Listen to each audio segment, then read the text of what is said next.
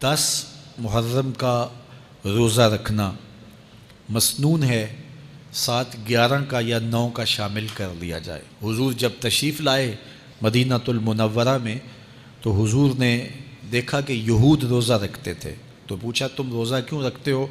تو انہوں نے کہا کہ حضرت موسیٰ علیہ السلام کو قبطیوں سے اس دن نجات ملی تھی۔ تو فرمایا حضرت موسیٰ علیہ السلام کا حق ہمارے اوپر زیادہ ہے۔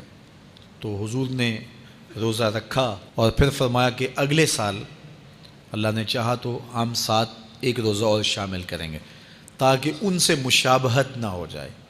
عددی مشابہت سے بھی بچنے کے لیے حضور نے کہا کہ ہم 2 رکھیں گے۔ تو روزہ اگر عاشورے کا رکھنا چاہیں تو اس کے لیے سنت یہ ہے کہ 7 یا 9 کا شامل کریں یا 11 کا شامل کریں۔ تو جو افضل ترین روزے ہیں ان میں سے عاشورے کے روزوں کا بھی شمار ہوتا ہے۔ تو اگر ممکن ہو تو جن کو اللہ نے صحت عطا کی ہے، تو آج کل اتنی شدت کی گرمی بھی باقی نہیں رہی، تو وہ یہ روزے رکھیں، ذکر و فکر کے اندر ان ایام کو گزاریں، اپنے والدین کی قبروں پر، اعزاء و اقرباء کی قبروں پر ہر جمعے کو جانا چاہیے۔ اس کے علاوہ بھی جب موقع ملے، یہ رواج جو پیدا ہو گیا ہے کہ 9 محرم کو یا 10 محرم کو مٹی ڈالنے کے لیے وہاں قبرستان میں جایا جاتا ہے، یہ 8، 10، 15 سال سے شروع ہوا ہے، جبکہ اس کی کوئی اصل نہیں ہے۔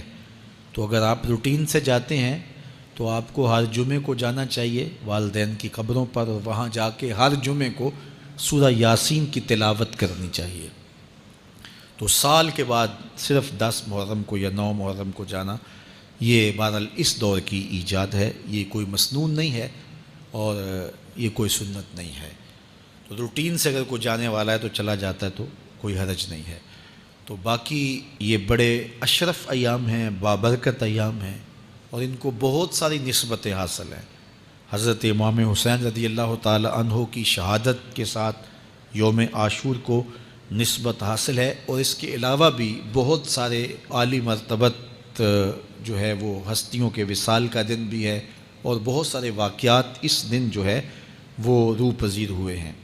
تو یہ اس لحاظ سے بہت ہی بابرکت اور جو ہے وہ مبارک یوم ہے۔ تو اس دن کو ذکر و فکر میں، عبادات میں بسر کیجئے گا، اور اپنی زندگی کی ایک ایک ساعت کو اللہ اور اس کے رسول کے نام پر لگا دینے کے جذبوں سے سرشار ہو کے زندگی گزاریے گا۔ حضرت امام پاک انہوں نے اپنی زندگی دین کے لیے قربان کر دی۔